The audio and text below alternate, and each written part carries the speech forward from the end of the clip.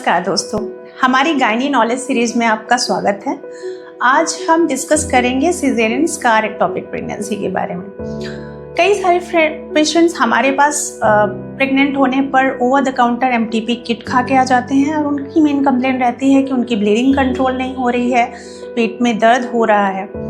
Sonography करने पर यह पता चलता है कि यह जो प्रेगनेंसी है वो नॉर्मल यूट्राइन साइड पे ना ठहर के उनके प्रीवियस सिजेरियन स्कार साइड पे ठहर गई है, जिसको कि हम स्कार एक्टोपिक प्रेगनेंसी बोलते हैं। दोस्तों, कभी भी आपको प्रेगनेंसी होती है तो सबसे पहले आपको अपने गायनोकोलॉजिस्ट के पास चेकअप के लिए जाना है।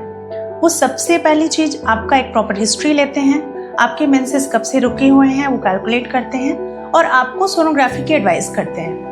सोनोग्राफी की एडवाइस करने का मीनिंग यह रहता है कि डॉक्टर को पता लगाना रहता है, एक तो बच्चा कितने जो गर्भ धारण हुआ है वो कितने वीक्स का है, उसमें धड़कन आई है कि नहीं आई है, and second thing site of pregnancy, यानी कि बच्चा ठहरा कहाँ है। बिकॉज प्रेगनेंसी सिर्फ यूट्रस में ही नहीं ठहरती, ये यूट्रस के अलावा कुछ एक्टोपिक साइट्स होती हैं, जैसे कि fallopian tube is the most common site, उसके अलावा बहुत रेयरली ओवरी। और अगर किसी पेशेंट का पहले सिजेरियन हो चुका है, एक बच्चा है, तो उसके सिजेरियन स्कार साइड पे भी यह प्रेगनेंसी ठहर सकता है। So you have to be very careful and vigilant about your pregnancy. कभी भी over the counter MTP kit लेके आपको एमटीपी किट नहीं खानी है, सेल्फ मेडिकेशन नहीं करना है। प्रेगनेंसी होना एक सिंपल बात नहीं होती है। कभी भी आप अपने गायनोकोलॉजिस्ट को दिखाएं और प्रॉपर ट्रीटमेंट लें सो दैट आपको कोई कॉम्प्लिकेशन ना हो और आप डेफिनेटली आपका जो ट्रीटमेंट है वो सही तरीके से हो।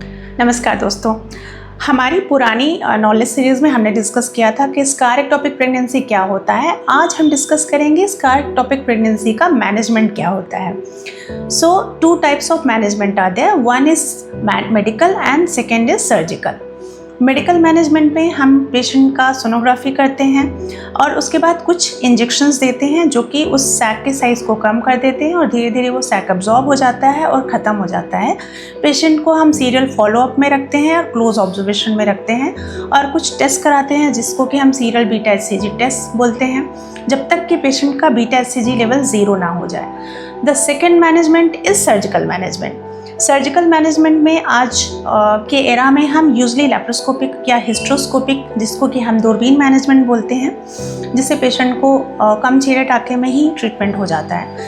हिस्ट्रोस्कोपिक मैनेजमेंट इज समथिंग जिसमें कि वजाइना के थ्रू हम गर्भाशय के अंदर पतला सा स्कोप डाल के उस सैक को देखते हैं। अगर सैक इजीली निकल जाता है तो हम उसको इसी दौरान सैक को रिमूव कर देते हैं। So this is hysteroscopic management. Laparoscopic management में हम पेट में एक छोटा पतला दूरबीन डाल के गर्भाशय को देखते हैं। ब्लैडर को हम हटाकर उस स्कार साइट को एक बार अच्छे से एग्जामिन करते हैं।